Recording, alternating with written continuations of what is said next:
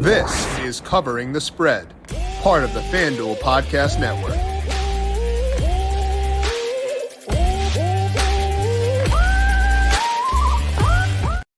NASCAR is back. The Daytona 500 is coming up on Sunday, which means we got to celebrate and bring on Dr. Nick Giffen to pick his brain around this year's event, get his favorite bets over at FanDuel Sportsbook and elsewhere to get you ready for what should be a blast of a weekend. This is Covering the Spread right here on the FanDuel Podcast Network and numberFire.com. My name is Jim Sonis. I am a senior writer and analyst for numberFire.com, joined here as mentioned by Dr. Nick Giffen. Check him out on Twitter at RotoDoc. Find his work at the Action Network and Fantasy Labs. Also check him out on the Stacking Denny's podcast, the Running Hot podcast as well. Nick, you're a busy guy this week, so I appreciate the time. How you doing today? Yeah, I'm so excited. NASCAR's back. I cover a lot of sports for Action Network, but my bread and butter is NASCAR. It always has been. It's my favorite sport to bet on and to play fantasy for. So I'm totally ready. And pretty much a full menu of odds are now up across the board for most sites, and even for non-Cup series. I've been going through some Xfinity series, some Truck Series bets, which is a lot of fun for me. Built out the models of those last year. It's fun to have a full year of data to know how much they suck and stuff like that, and kind of make adjustments. But honestly, it's just fun to have this back. It's fun. It seems like, to me at least, Nick, as if interest may be a bit higher this year than in past years. And I find that, at least from my perspective, super, super exciting. Oh, yeah, I agree. I mean, it's very easy to judge and gauge interest on social media, Twitter, and there's a lot of excitement around NASCAR betting, the NASCAR betting world. And I'm just hoping this year we get some more offerings because there has been some growth. I know I, in particular, have always wanted to. Back in the day, they used to have these, and I don't know why they end up going away, but the over-under finishing position is my favorite bet. Yeah. And I hope someday those are brought back somewhere because, we're certainly a growing market in the NASCAR betting world. And I can just tweak one thing in my model and get that number immediately. So I agree. We should get that. That'd be fantastic. I would love to have those. It would be great. Not yet. I haven't seen those. I know you mentioned that they were up briefly at one of the other books on your Stacking Denny's podcast, but don't see them up now. Hopefully we do get there eventually, but we're going to dive into the markets that are up, talk through Nick's process and get you ready for Sunday in just 1 second. But first, a reminder to make sure you're subscribed to Covering the Spread wherever you get your podcast. Tomorrow, talking NBA and NHL with Tom Vecchio. Friday, we're talking EPL and UFC to get you set for this weekend as well, all right here in the same podcast feed. So search for Covering the Spread wherever you get your podcast. We'll also be talking NASCAR throughout the season. I'll have it at the end of shows if I want to dump in Cup Series, Xfinity, Truck Series thoughts. Guarantee they'll be there.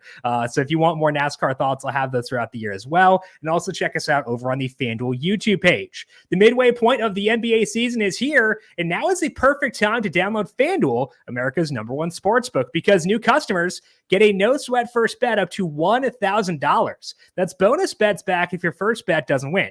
Just download the FanDuel Sportsbook app. It is safe, secure, and super easy to use. Then you can bet on everything from the money line to point scorers to threes drained. Plus, FanDuel even lets you combine your bets for a chance at a bigger payout with a same-game parlay. So don't miss the chance to get your no-sweat first bet up to $1,000 in bonus bets. Make every moment more with FanDuel, an official sports betting partner of the NBA. Must be 21 plus and present in select states. First online real money wager only. $10 deposit required. Refund issued as non-withdrawable bonus bets that expire in 14 days. Restrictions apply. See full terms at FanDuel.com/sportsbook. Gambling problem? Call 1-800-GAMBLER or visit FanDuel.com/RG. In Arizona, 1-800-NEXT-STEP or text NEXT STEP to 53342. In Connecticut, 1-888-789-7777 or visit ccpg.org/chat. In Indiana, 1-800-9-WITH-IT. In Kansas and Wyoming, 1-800-522-4700. And in Kansas, ksgamblinghelp.com. Louisiana is 1-877-770-STOP. Maryland, mdgamblinghelp.org. New York, 1-877-8-HOPE-NY or text HOPE-NY. And in West Virginia, 1-800-GAMBLER.net. Now, of course, if you are a long-time Covering the Spread listener, you've heard us talk to Nick before, but it's been a bit. So, Nick, for people who haven't heard you here before, go through what your NASCAR betting process looks like before you fill out a bet slip. Yeah, so I think there's a couple things. I tend to always start with the outright winner of the race because that's usually the first odds that are released. And I always run an early week statistical model. As you said, Dr. Nick, I do have a PhD in mathematics, and so it is my area of expertise is statistical modeling. And so I will compare what my model says to the odds. But even then, I don't just blindly bet things based off my model. I still want to do my own research into, does it make sense? Talk to people. I know I talk to you a lot. Like, what does your model say? Mhm. I try to get very informed opinions so that, right. I build a model. I think it's pretty good, but I don't think it's a perfectly exact correct model. I don't think anybody's is. That's why they're models. So that's just part of my process is I see what my numbers say, find where my numbers show value, and then talk to people about that. And even then, sometimes when I'm close to showing value, but maybe not, I'll see what other people think or say as well, because there will be times I go against my model. It's okay to do that. I think if you have justified reasons to do that. So that's like step one of my betting processes, taking my model, comparing it to the book odds, seeing where there's value or close to value, checking out the rest of the industry, diving into the individual driver's data itself, and then placing my bet. Then, of course, as the week moves on, we get lots of different other props. So I'll kind of already have an idea of which drivers I'm high on or low on just from the outright model. And I'll be able to filter my prop process down that way. Because if I'm not showing value on Ryan Blaney in the outright, it's very unlikely I'll be showing outright or value on him, whether it's a top Ford or a group bet or a head-to-head matchup. So it's a lot easier to whittle the process down that way by starting with the outrights there. Now, the tough part for me that I found is that if I have value, and it correlates to something you said, if I have value on a driver in one market, I have value in a driver in a lot of markets. So how do you pick and choose? Like, let's just hypothetically say I have Todd Gilliland well above the outright market, but it also means I've got value in top Ford, value in top 10, stuff like that. How do you decide which market is best, or do you just kind of scale things to get exposure in different markets to the same driver? It's a little of each. It depends on the race, depends on the odds, depends on the edge. I think I think the scaling approach works really well. If you have them outright at 150 or 200 to 1, you can just throw a little sprinkle on it. And then if you like him in some other markets where he's 40 to 1 or a group where he's 5 to 1, you can bet him a little bit larger in those markets as well. So like you said, there's a lot of correlation there. Or you can just pick the one with the biggest edge once all is said and done. Of course, I don't necessarily like to wait for knowing which one is the biggest edge because the market could move, especially on outrights. So I'll usually place my outright bets as soon as possible. Once enough books have opened. That's the other thing as well. You kind of know which books tend to give certain drivers in certain ranges better value. So you kind of know when you can wait and when you can't wait.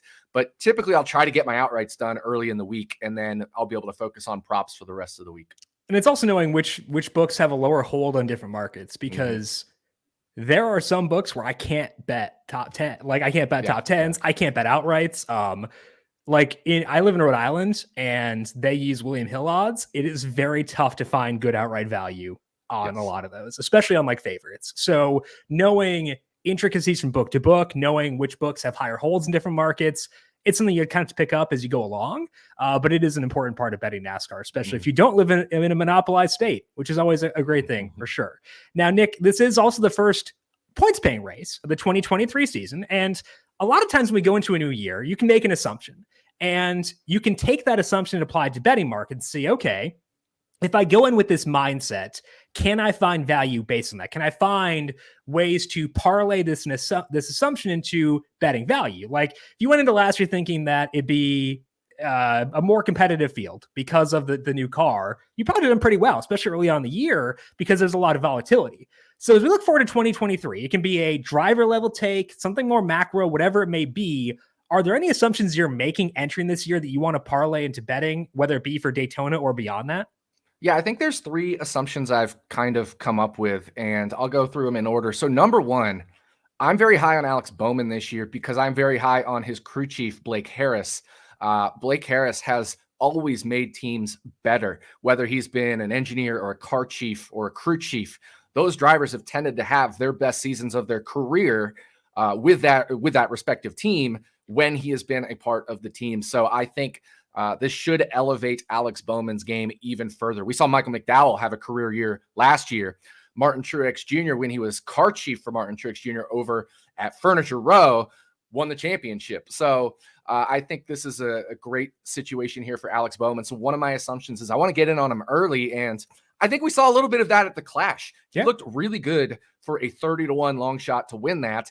And they made improvements throughout the weekend on that car. They were one of the ones who improved during the practice sessions, whereas a few got a little bit worse. So I was really interested by that trend there. Assumption number 2, age curve. We always got to talk about the age curve in NASCAR because like NFL or like other sports, there is an age curve for NASCAR. And what I've typically seen in research and in reading other people's research is around 28 to 36 tends to be like the prime of your career. Like most athletes, it's I guess a little younger in some of the, more I don't know what the right word is, what I'm looking for, but athletic sports, I guess. Yeah. So, but in NASCAR, it's a combination of experience and age as well. Like, your reactions do slow down as you get older. That's a real thing. So I'm very curious, and we've seen it in Kevin Harvick's career. He went from that 9-win season. He didn't even make the championship 4 in that season because he didn't have a great playoff. And then that next year, Stewart-Haas Racing was down as a whole, and he had no wins. And then last year, Stewart-Haas Racing was still down, but Harvick did grab 2 wins late. So I'm curious about him. Obviously, Kyle Busch going to a new team and aging. Martin Truex Jr. isn't getting any younger.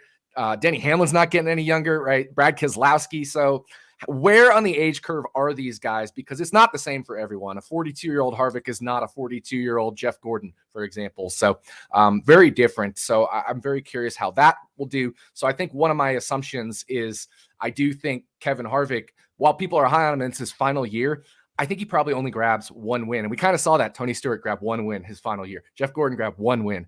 Jimmy Johnson had no wins his final year. So I think it's probably a 0-1 win season for Kevin Harvick. Finally, number 3, I think the third assumption I'm making is something I heard on Denny Hamlin's new podcast, Actions Detrimental. Those Fords sound like they're going to have the aerodynamic advantage at the bigger tracks, the large intermediates and the super speedways, as far as qualifying. So that's what Denny Hamlin says. And I'm going to take a 3-time Daytona 500 champion at his word there. One thing I always listen to is garage talk, what I call garage talk. Typically, drivers, crew chiefs, they're telling the truth about the things they're seeing and hearing. And so I do factor that into my process. That's why I bet Eric Almirola to win the pole for pole qualifying tonight at 50-1. So I think that's an interesting little note there and something I want to keep an eye on early in the season. Another thing Denny said in that podcast was if Travis Pastrana qualifies on speed, he will not be going all out during the duels. If you're betting the duel, do not bet Travis Pastrana. Yep. And he qualifies on Wednesday night. Like that's one that that's a lot of valuable info to have because 2311 has 1 backup car for 3 cars. So keep all that in mind as well when it comes to you can gain a lot of info by listening to this. One thing on the aging curve that I want to go back to is there's also the flip side where there are different spikes for drivers. It's where hand-eye coordination peaks are on age 24 or 23. You get to your peak there, but then you combine that with increased NASCAR knowledge. So are there guys on the opposite end of the curve where you think they might be in for a good year as a result of being young and getting a little bit older and more experienced? Yeah, certainly Christopher Bell. I think we saw him really come on last year. He made the championship 4. I think he's going to have a really good year. Now he's 28. It doesn't seem like he's 28 because he's only been around he's older than Eric Jones, who he replaced. I was going to say Eric Jones, who's 26. Yeah. And Eric Jones had a very good year last year for what was then Petty GMS, now Legacy Motor Club. William Byron, of course, is coming into his prime years as well. So I think those are 3 younger guys we can look for. And I mean, we've already seen Chase Elliott, Ryan Blaney knock the doors off things. So I don't think there's any surprises there, but they're still developing into those peak years, right? Joey Logano is 32. He's at the peak of his career. If we look at Kyle Larson, at the peak of his career basically as well. So those guys will continue to perform at a high level, but the ones that are coming up, I think Christopher Bell, Eric Jones, William Byron are 3 that really stand out for me. Yeah, Byron is a guy I bet at the Clash, and I thought he's a good value, 15-1 there. So I think that I would not be shocked to see myself on him quite a bit, as was the case last year at times as well. Okay, now let's talk about Daytona. Coming up this week, we got qualifying tonight. The duels are on Thursday. The race is on Sunday. Now, obviously, modeling Daytona, very different beast than any other track. So we know that. But for people who haven't bet Daytona yet, maybe they're trying to get into betting NASCAR with NFL wrapping up, what are keys to know about Daytona specifically before you bet it? Yeah, so for those who are newer to NASCAR, I think the most important thing you can understand about Daytona is they use something called a tapered spacer to restrict airflow to the engine. And what that does is it limits a car's horsepower. So it can only go so fast. If it was unrestricted, these cars would be going 230 plus miles an hour. But instead, restricted, they are going about 190, let's say, ballpark. And what that does is it levels the playing field. There's no engine advantage suddenly, and then they're all going the same speed. So what becomes a factor then is the draft. And so one car driving through that air is pushing the air out of the way, just like if you're following a semi down the highway, it's pushing that air out of the way. You can get better fuel mileage. Well, it's the same thing. You're getting less air resistance, so you're actually able to go faster if you're pulling up behind somebody. And what that does, it creates a huge pack. All 40 cars probably can hang together in the same pack if they wanted to, and it just creates a lot of shuffling. It's literally like taking a Yahtzee can of dice and just shuffling up and rolling them out. And that's kind of what happens every lap. And so it's very hard to predict. My statistical model can only predict finishing position to about 10 to 15% accuracy for Daytona and Talladega.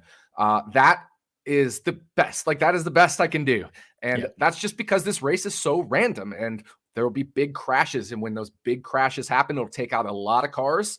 So it's very hard to predict what's going to happen. So what we need to do then in terms of a betting perspective is it makes it very hard to bet on favorites because it's so random. It's very hard for them to win. We've seen very long shots win this race. So that's where I tend to lean on these races, betting some longer shots, sprinkling some bets here and there, maybe even on like 5 or 6 different long shots in different markets as well, whether it's top Ford, top Toyota, or just to win the race. So betting some long shots, and then maybe placing your 1 or 2 bets on your favorites that you really feel strong about. So that's kind of how I approach Daytona. And from a modeling perspective, just in terms of the math itself, what's going into my model this year. So I use something called feature selection algorithm, which basically tells me what should go into the model without me telling it what should go into the model. It picks it for me, and it's picking performance at similar tracks. So Daytona and Talladega, I'm downweighting Atlanta, which is similar but different. We don't need to go in the details of that.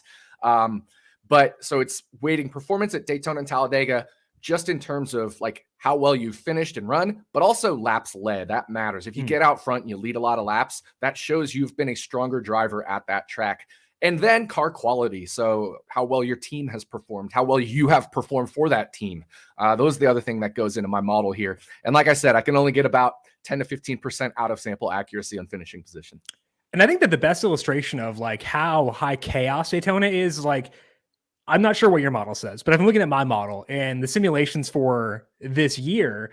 The highest win odds I have, I think this is actually lower than yours, but the highest win odds I have for anyone is 6.14%. Yes, that's the highest higher than mine. Okay.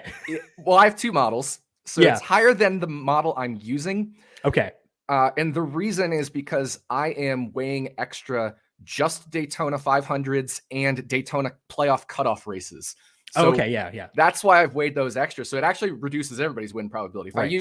If I weigh all the Talladega and Daytona races equally, then I'm actually higher than you on that. So happy medium. And that's a modeling decision we have to make as statisticians. There are still some assumptions we make. Right. And like the other thing too is the highest top 10 odds I have are 36.9%. And if you go to, hypothetically, if you go to like any sports book right now, you're going to see drivers that are better than even money to finish top 10. I'm never going to get close to that. Like, that's my takeaway from that is it's a high chaos race. For top 10s, it winds up where I kind of can't bet anybody shorter than 3-1 realistically based on the odds they give most people, it's tough for sure. Mm-hmm. Now, you mentioned the favorites. Let's take a look here at the odds over at FanDuel Sportsbook. Right now, Ryan Blaney is a favorite. He is 12-1. Then we have Denny Hamlin, Chase Elliott, Kyle Larson, all 13-1. And as you mentioned, your odds are lower than this. So any value, any guys you like at the top end of the board, or is it primarily long shots for you this year?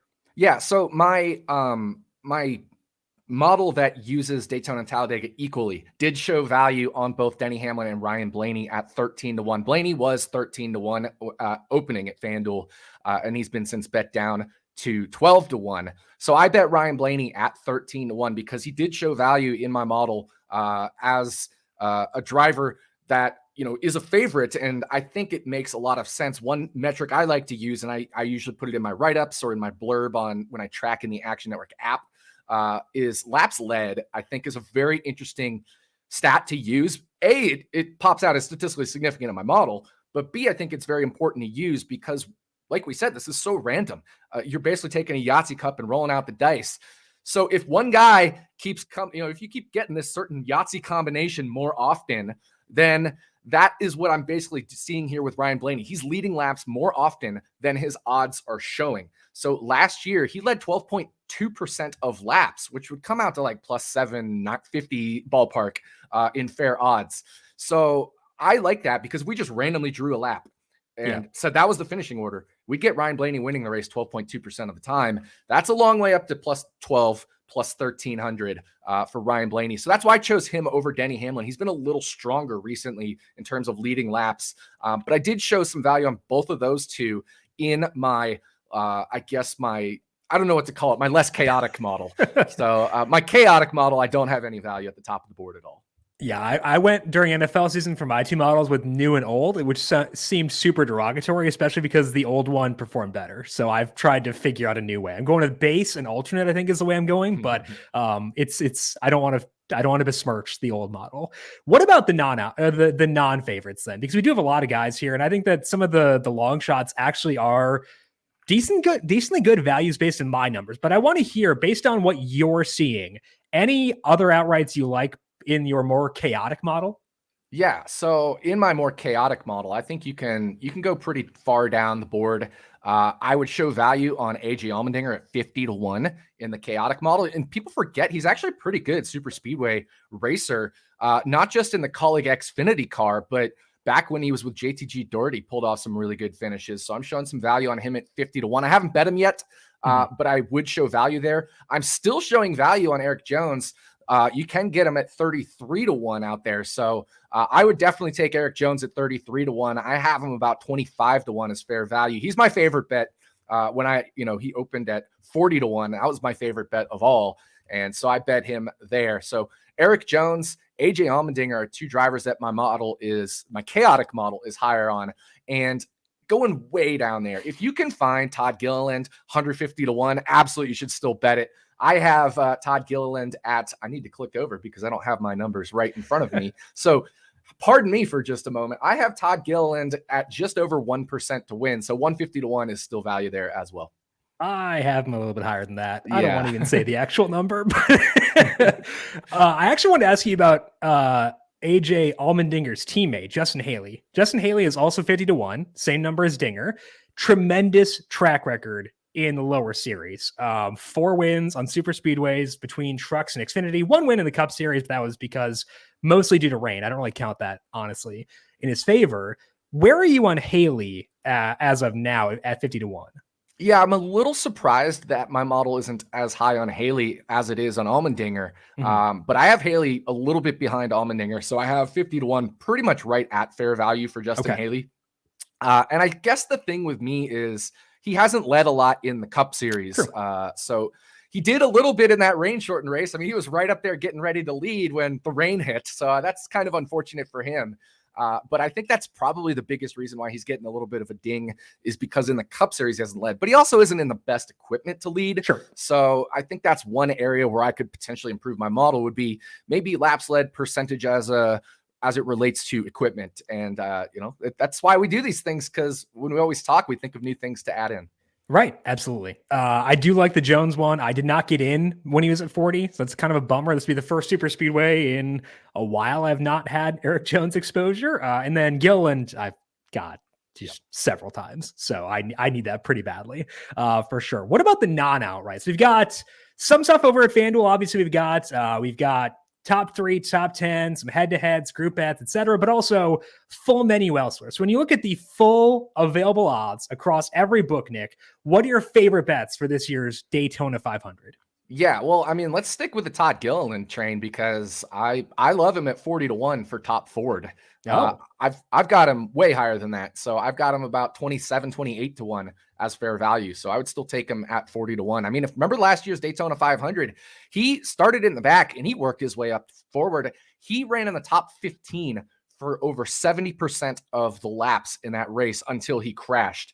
And that was with 12 to go. He was involved in an incident. So, and he was right up there running near the front inside the top 5 or 6 when that happened. So I think Todd Gilliland has a decent chance to finish as top Ford. He had very strong races last year, 3 races, over 50% inside the top 15 in terms of the percentage of laps he ran, not of the total race, but of the laps he ran, which helps us adjust for incidents as well. So 40-1 top Ford. And I've been hitting, the top manufacturer market pretty hard. I got Christopher Bell at plus 650 for top Toyota. He's no longer there. But if you can find him out there, I actually created a calculator for top manufacturer, and I have his fair odds at plus 475. So if you can find him longer than plus 475 out there, plus 500, plus 550, I would still bet Christopher Bell as top Toyota. Those Toyotas, it's really interesting because there's only 7 of them. And Travis Pastrana isn't even guaranteed to make it into the field. But even if he does, I only have him finishing as top Toyota 1% of the time. But the others, Denny Hamlin, we all know how great Denny Hamlin is at super speedways. He's still only 19.2% in my chaotic model to finish as top Toyota. Then I have my model surprisingly high on Tyler Reddick. So I think you probably can find value on him at top Toyota as well. I have him plus 430 at fair odds. And then Bubba Wallace, and then Christopher Bell, and then Martin Truex Jr. Are all pretty close. It's a little bit of a drop from Bell to Truex, but those top 4 are smushed within 2%. Denny Hamlin, 19.2 down to Christopher Bell, 17.4 for top Toyota. Then Truex at 14.2, Ty Gibbs at 11.8. So it's a very, very small Toyota field. Right. And plus 650 means you just need to win 1 in 7.5 times to break even. Well, there's only 7 Toyotas. So we're already saying at plus 650 where I got Bell that he'd have to be significantly worse than the average Toyota. And I don't think he's worse than the average Toyota. I think he's equal to, or maybe even slightly better than the average Toyota, considering I've got Pastrana very low, and even Ty Gibbs and Truex I have somewhat lower than him as well. I know that we talked about this yesterday. We were talking offline, but we have Bell almost identically. I have him at 3.84% to win. You have 3.83. So I actually have outright value on Bell. He's 30-1 right now at FanDuel Sportsbook. Implied odds there 3.23. So if I'm showing outright value there, he ranks 3rd among Toyotas in win odds for me behind. I have Bubba higher than you do, I think, and then Hamlin is above him as well. But then Bell's next, so he's above Truex, well above Gibbs, well above Pastrana as well. So plus 650, a really good number. He was better than Gibbs at that point, I believe, when you bet it, which is I think absurd, crazy. Honest. And this goes to your point. Like you said, you showed outright value on him, but it's, at 30-1, that's like what, 3.3% implied or something. And we're at 3.8%. So it's only half a percentage of raw value. So instead, look at a different market and maybe find value on him there. And that's what I did. I was able to find value on him on the top Toyota market. So I don't think I'm going to end up betting him outright unless he somehow is longer than 30-1 somewhere as the week goes on. But it's funny. I don't know if you use practice or qualifying at all in your Daytona model, but I found it has literally zero predictability. So I don't even add practice or qualifying. This is my final model. I use qualifying in the lower series to weed out the really bad cars effectively. Yes. Yeah. That's the only use it serves. So for the Cup Series, I will use the single car qualifying. I will not use starting order for the same reason, because I want to effectively lower the Rick Ware cars. That's the entire thesis behind including it in there. I very much understand that. A very small portion. I do not include starting order after the duels though. So my model will be finalized after tonight, and then once the field is finalized, so that will impact things too. Yeah. Because I'm running it as if it's a 42 car field. I don't know the math on that. I am as well. Yeah. I don't know how else to do it, honestly. So same thing. That's the best I've got. That's what I'm doing as well. I mean, I'm just running as a 42 car field. So when we drop 2 of those cars, Christopher Bell, instead of being 3.83% or whatever we have him at, will probably be closer to 4%, something like that. And even the top 10 odds. I just thought it was funny because you and I were like you said, we were 0.01 different on Bell, but even in average finish, you had 19.05 and I had 19.09. Yeah. That's crazy. Like it's insane. And it makes me feel a lot better at my stuff too, knowing that You have no one above 6.1%. That makes me feel. I thought I was a donkey that I had everyone below that, but I feel. You want to know knowing, what my peak is on my aggressive model? 5%. 5%. Yeah. Denny Hamlin's at 5%, and Ryan Blaney's at 4.9%. I had like one iteration of it where I could have gotten it down there. I decided against it, but I'm not betting the 6.1% anyway, so honestly, it doesn't affect me too much. But going back to the 40 car field, I've got Jimmy Johnson at 23% top 10. If he doesn't qualify, that's 23% you scatter across the 40 drivers who do qualify. So if you're showing value on them now before the field is set, that implies that value is only likely to get better as things go along. So I think that's, I have them at 22.2%. So see, there we go. Right go. in the same ballpark. I love it. That is, I can just have you on as confirmation bias for me then. Exactly. I think that's a positive as well. We don't want a confirmation bias. What were the two we disagreed on? Like Tyler Reddick, I think, and somebody. Oh, Kevin Harvick, I think you wrote up, and my model's lower on him. I have Harvick at high. I don't. It's because like he's always around at the end. I guess last year he wasn't. But that hurts him in my model on the laps led side of things, right? Because like percentage of laps led, he just runs every lap. Yeah. But he doesn't lead them unless it was like that one Stuart Haas year at Talladega where they just had the 4-car train. 4-car train out of gas. Yeah, that was funny. I got off the plane and was like, oh, cool. Like this is going really well. And then they all ran out of gas. It was just a delightful finish there. But Nick, it was a pleasure to talk to you today. As I mentioned, you can find Nick on 2 separate podcasts for this year, Stacking Denny's with Jordan Maccabee, and of course, Running Hot with Stevie PTFL as well. Find those wherever you get your podcasts. Nick, it was a pleasure to talk to you. Find all his work at the Action Network as well. Good luck to you with the Daytona 500. Enjoy the NFL offseason. And I'm hopefully going to talk to you again here soon down the line. Oh, I'm sure we'll be talking plenty. And good luck to you as well. Enjoy the race. And dude, we're back. I'm ready. We are back. Check out Nick on Twitter at RotoDoc. I am on Twitter at Jim Sonis. Again, we are back once again tomorrow to break down NBA and NHL betting with Tom Vecchio. We'll talk to you all then. This has been Covering the Spread right here on the FanDuel Podcast Network.